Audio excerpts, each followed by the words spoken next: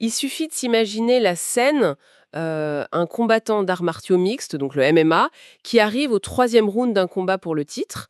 Le niveau de cardio est stable, la lucidité stratégique est toujours là, mais soudainement, il y a un problème mécanique qui survient.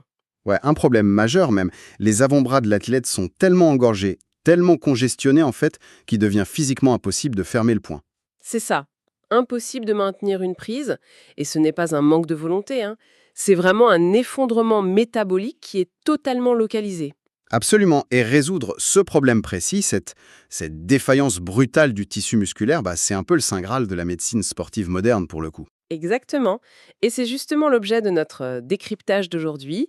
On va explorer une recherche extrêmement fouillée qui semble avoir trouvé de nouvelles pistes, voire même un véritable code de triche physiologique pour forcer le corps à récupérer. C'est vraiment une quête de la récupération optimale qui est au centre de cette publication scientifique majeure qui est parue en 2024 dans le très respecté Journal of Sport Science and Medicine. Oui, l'objectif de notre exploration en profondeur aujourd'hui, c'est d'analyser chaque détail de ce document. Et pour la rigueur académique, posons d'emblée les références complètes. L'article s'intitule, attention c'est long, Comparing the effects of compression, contrast therapy and dry needling on muscle functionality, pressure pain threshold and perfusion after isometric fatigue in forearm muscles of combat sports athletes. A single-blind, randomized controlled trial. Un titre imposant, mais qui décrit parfaitement la rigueur de l'expérience menée par une équipe de chercheurs éminents. On parle de Adrian Koujdzal, Felipe Manuel Clemente, Adam Kavanchliki, Irenus Riskiel et Robert Tribulski. Tout à fait. Et la mission de cette analyse, elle est claire pour ceux qui nous écoutent. C'est de comprendre, au-delà des simples constats, comment la biologie musculaire réagit face à une fatigue extrême. Et surtout, comment des thérapies spécifiques peuvent littéralement pirater le processus de récupération tissulaire. Alors, pour ça, il faut d'abord poser le contexte biomécanique. Dans les sports de combat, que ce soit le MMA, le judo, le jiu-jitsu brésilien, les avant-bras subissent une forme de torture très particulière. Ouais, on ne parle pas juste de mouvements dynamiques, comme lancer un coup de poing. Non, voilà, on parle de contraction isométrique. Agripper le col d'un kimono, maintenir un adversaire au sol, bloquer une soumission, le muscle est contracté à pleine puissance, mais en fait, il ne change pas de longueur. Ce qui crée un environnement cellulaire délastreux, si on y réfléchit bien. Lorsqu'un muscle se contracte intensément et reste figé dans cette position, la pression interne devient supérieure à la pression sanguine. Exactement. Les capillaires, ces minuscules vaisseaux qui nourrissent le muscle, sont littéralement écrasés. Le sang n'entre plus et surtout, il ne sort plus. C'est une ischémie temporaire, quoi. C'est le cœur du problème. Privé d'oxygène frais, le muscle doit quand même continuer à produire de l'énergie pour maintenir la prise, donc il bascule massivement dans un métabolisme anaérobie. Le mode urgence. Ouais, c'est ça. Ce processus d'urgence génère des sous-produits métaboliques à une vitesse folle. Le lactate s'accumule, bien sûr, mais le véritable coupable de cette sensation de brûlure insupportable, c'est l'accumulation d'ions hydrogène. Ah oui, le fameux acide. Le pH du muscle chute, l'environnement devient acide et cette acidité interfère directement avec les ions calcium, qui sont les messagers chimiques permettant aux fibres musculaires de s'accrocher entre elles. Donc, ce n'est pas simplement que l'athlète a mal, vous voyez, c'est que la machinerie chimique à l'intérieur de la cellule est littéralement grippée par ses propres déchets. Le muscle refuse de se contracter parce que l'environnement biochimique rend la contraction physiquement impossible. La force de préhension s'effondre. Et si la récupération entre deux rounds ou deux entraînements est incomplète, la structure même du tendon ou de la fibre musculaire est menacée. C'est ce qui rend cette étude si pertinente. Mais pour évaluer une méthode de récupération, il faut d'abord pouvoir quantifier l'épuisement. Et on sait que la perception de la fatigue par un combattant n'est pas fiable. Avec l'adrénaline, le cerveau masque la douleur. Tout à fait. La science a besoin de chiffres froids, de données incontestables. Comment on mesure un effondrement métabolique invisible de l'extérieur? C'est là que la méthodologie entre en jeu. Les chercheurs ont d'abord dû créer une fatigue standardisée. On ne peut pas juste demander à un athlète d'aller faire un combat et d'espérer que ses muscles soient fatigués de manière identique à chaque fois. Non. Il fallait un véritable crash test humain parfaitement calibré. Le protocole qu'ils ont choisi est fascinant. Les athlètes devaient serrer un dynamomètre isométrique à 60% de leur force maximale volontaire. Avec un cycle super strict, 5 secondes de contraction, 2 secondes de relâchement. Voilà. Et cela répété inlassablement jusqu'à l'échec musculaire total, le moment où la main refuse de fermer la poignée à l'intensité requise.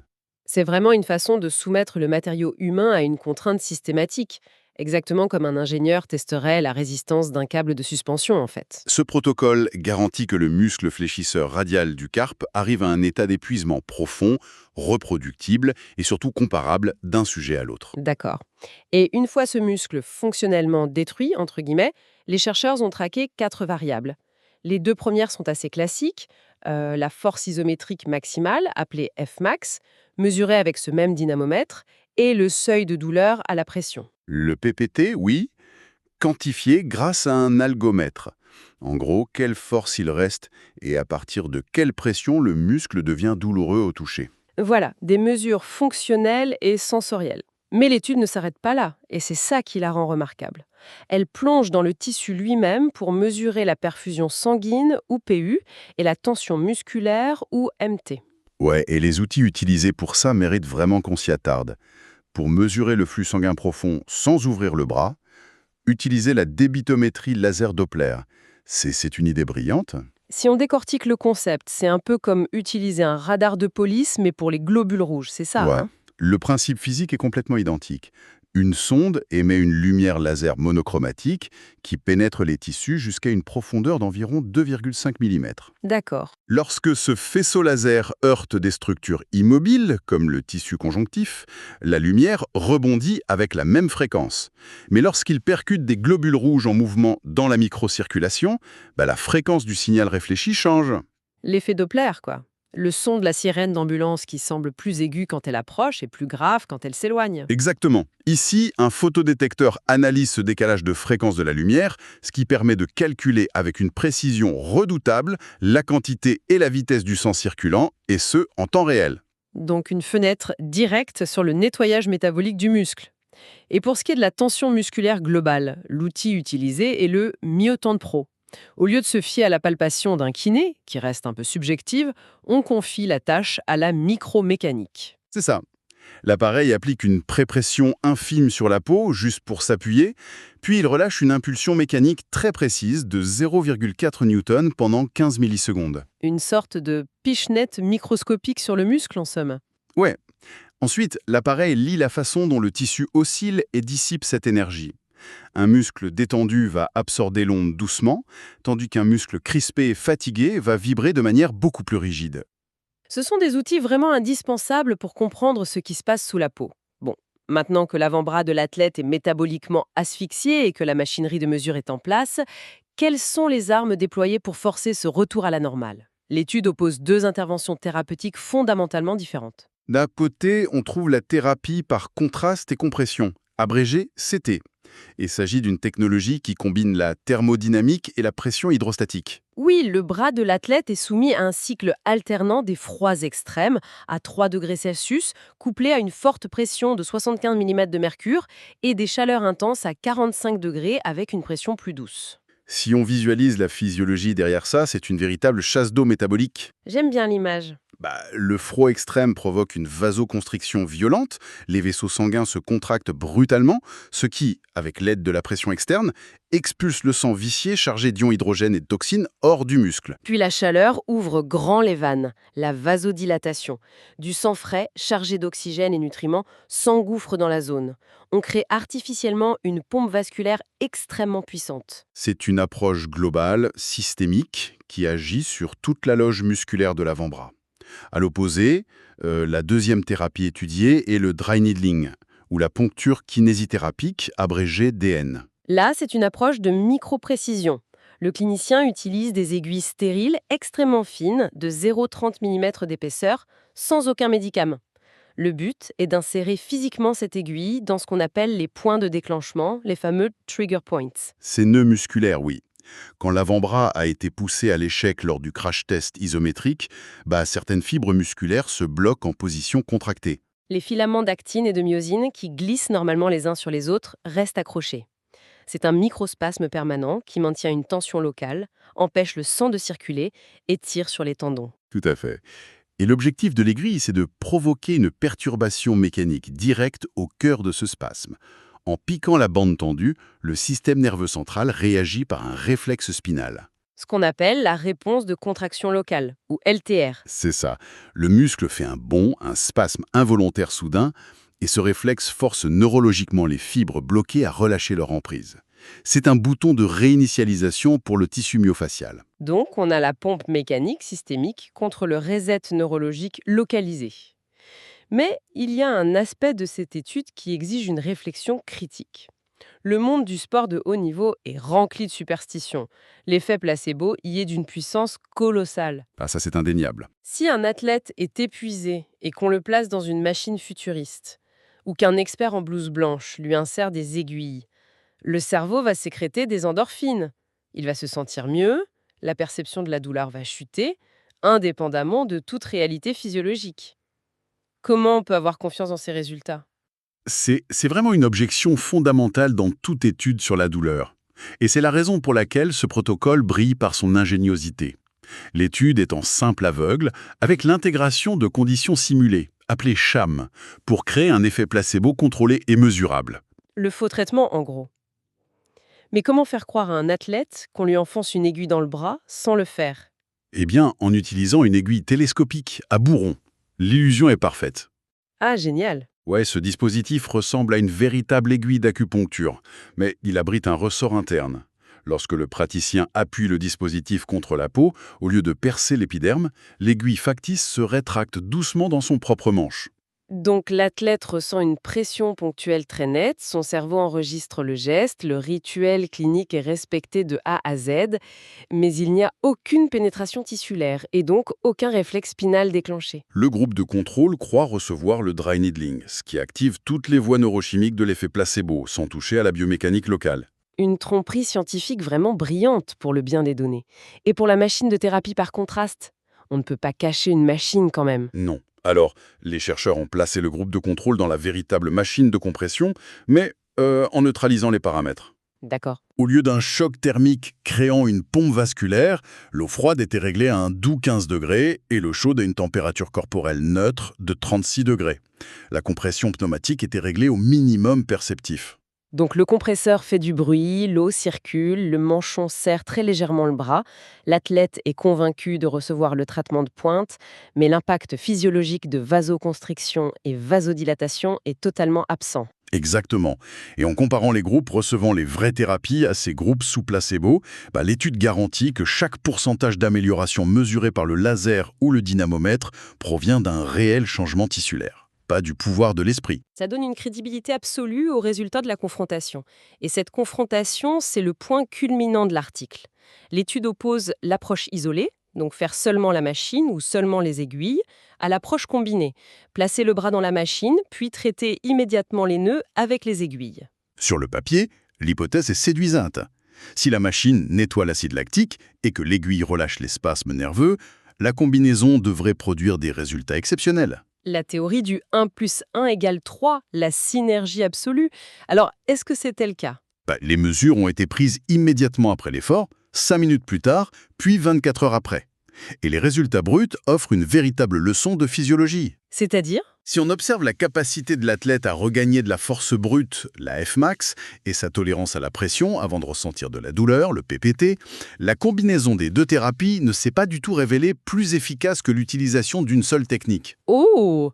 Donc il n'y a pas de 1 plus 1 égale 3. C'est une redondance fonctionnelle. Ouais, que le praticien utilise l'aiguille, la pompe vasculaire thermique ou les deux à la suite, la courbe de récupération de la force et de soulagement de la douleur est statistiquement similaire. C'est fou ça. Ça pose une question mécanique profonde. Pourquoi le corps impose ce plafond de verre? Pourquoi on ne peut pas accumuler les traitements pour accélérer le processus? La réponse, elle se trouve dans la façon dont le système nerveux gère l'information en fait, particulièrement dans la théorie du gate control, le contrôle du portillon de la douleur. Comment ça marche au juste? Au niveau de la moelle épinière, il existe une sorte de porte neurologique. Les signaux de douleur, qui sont transmis par des fibres nerveuses fines, voyagent relativement lentement. Par contre, les signaux non douloureux, comme la sensation de pression intense ou le changement thermique généré par la machine, ils voyagent sur des fibres nerveuses beaucoup plus larges et rapides. D'accord, donc le signal de pression arrive le premier à la moelle épinière et ferme la porte aux signaux de douleur qui arrivent juste après. C'est ça. C'est le même principe qui nous pousse à frotter vigoureusement notre genou après l'avoir cogné contre une table, en fait.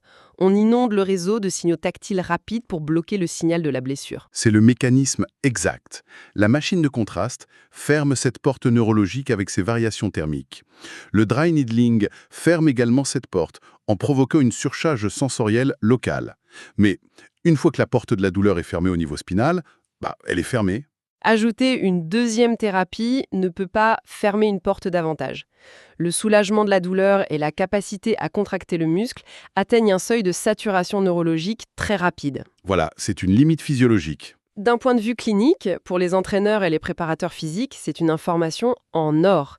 Ça signifie qu'il est inutile de multiplier les interventions et de perdre un temps précieux si le seul but est de redonner de la force aux sportifs entre deux entraînements. Une seule technique suffit. Tout à fait.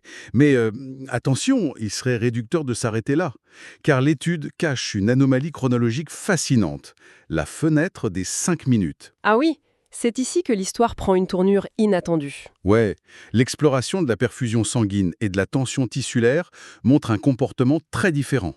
Exactement 5 minutes après l'effondrement métabolique de l'avant-bras, le groupe qui a reçu l'approche combinée, donc la machine suivie des aiguilles, s'est détaché des autres de manière spectaculaire. À cet instant chronométrique précis, leur flux sanguin profond, mesuré par le Doppler, était significativement supérieur, c'est ça? Oui, et la rigidité de leur tissu musculaire avait chuté bien en dessous des valeurs des autres groupes. Donc là, la redondance disparaît et la synergie opère à plein régime. Mais pourquoi cette explosion de résultats tissulaires se produit-elle précisément dans ce laps de temps très court? Et pourquoi elle nécessite les deux thérapies combinées? Il faut visualiser le champ de bataille tissulaire, pour le coup. La thérapie, par contraste, accomplit le travail de grosses œuvres. Le choc thermique et la pression expulsent l'œdème et les métabolites toxiques hors de l'avant-bras. Donc ça réduit l'inflammation à grande échelle. Le terrain est déblayé. Exactement. Et ensuite, l'aiguille entre en jeu pour un travail de haute précision. En piquant le point de déclenchement, elle ne fait pas que relâcher le spasme nerveux. La microlésion causée par le métal crée un traumatisme minime qui force le corps à déclencher une réponse inflammatoire réparatrice aiguë. Le système immunitaire envoie en urgence des fibroblastes et des facteurs de croissance exactement sur le nœud musculaire. Et comme la machine a préalablement dilaté les vaisseaux sanguins et vidé la zone de ses déchets, cette armée de réparation arrive sur place à une vitesse fulgurante. L'environnement est optimal, quoi. Le nettoyage métabolique global, combiné à la cicatrisation ciblée, engendre cette surréaction circulatoire visible à 5 minutes. Les tissus deviennent souples et gorgés de sang neuf beaucoup plus rapidement. Même si ça ne se traduit pas par une force décuplée sur le dynamomètre à l'instant T, la qualité de la récupération cellulaire est immensément supérieure. Et ces bénéfices de souplesse tissulaire perdurent bien au-delà, jusqu'à 24 heures. Cette distinction, elle est capitale pour comprendre la biologie de l'effort. On fait face à deux processus parallèles, en fait. La restauration de la capacité neurologique à ordonner une contraction volontaire, qui sature vite avec n'importe quelle thérapie. Et la restauration de la santé de l'environnement cellulaire profond, qui, elle, bénéficie énormément de la synergie des traitements thermiques et mécaniques. Les implications de ce décryptage sont vastes. La science permet vraiment de clarifier les protocoles de terrain. Si la mission d'un athlète est simplement de pouvoir serrer le poing avec force pour la session d'entraînement de l'après-midi, la recherche démontre qu'une approche minimaliste et pragmatique est amplement suffisante. Tout à fait. Déployer l'arsenal complet est une perte de temps et de ressources pour un objectif purement fonctionnel de force brute. En revanche, si l'objectif du type médical est une réinitialisation physiologique complète des structures de l'avant-bras pour prévenir les microdéchirures, maximiser l'afflux de nutriments et assurer la longévité de l'athlète après un traumatisme sévère, la combinaison de la compression thermique et de la poncture devient alors l'étalon or incontesté. C'est une traduction fidèle des données brutes en stratégies applicables pour la haute performance. Cette analyse met vraiment en lumière la complexité vertigineuse de la récupération musculaire, bien loin de la simple notion de repos. Pour tous ceux qui souhaitent plonger dans la méthodologie statistique complexe, examiner les graphiques de perfusion vasculaire ou lire les protocoles précis des interventions simulées, la lecture de l'article original est incontournable. Je confirme. Il s'agit, pour rappel, de l'étude Comparing the Effects of Compression, Contrast Therapy and Dry Needling on Muscle Functionality, Pressure Pain Threshold and Perfusion after Isometric Fatigue in Forearm Muscles of Combat Sports Athletes, a Single-Blind Randomized Controlled Trial. Il est par ailleurs vivement conseillé de s'abonner à la chaîne et d'activer les notifications afin de ne manquer aucune future exploration en profondeur des découvertes biomédicales et scientifiques de cette envergure. Et pour clore cette analyse détaillée, il y a une dernière interrogation qui s'impose. On vient de voir que des manipulations physiques, qu'elles soient mécaniques avec une simple aiguille ou thermiques avec de l'eau, peuvent tromper le portillon de la douleur de la moelle épinière, relancer le flux sanguin et restaurer la force d'un bras, soi-disant épuisé en à peine quelques minutes. C'est vrai. Sachant cela, dans quelle mesure ce que l'on appelle vulgairement la fatigue musculaire extrême n'est-elle pas, au fond, qu'une immense illusion neurologique, un simple mécanisme de protection mis en place par le cerveau pour nous empêcher d'arracher nos propres tendons et que la science moderne commence tout juste à apprendre comment désactiver sur commande. Ça laisse songeur.